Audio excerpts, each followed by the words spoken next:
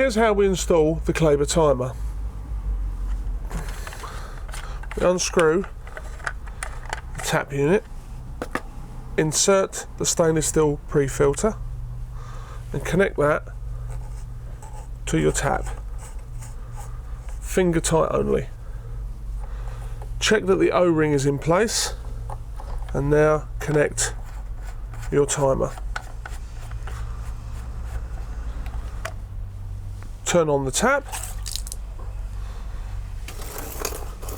connect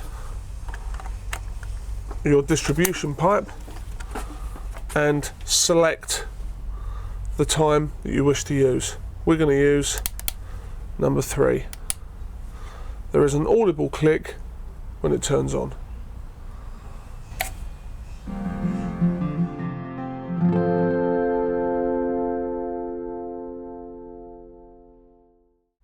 At the end of the season, you simply detach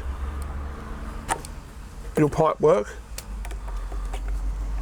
take off your timer, empty out the water and store away from frost. The Claber timer.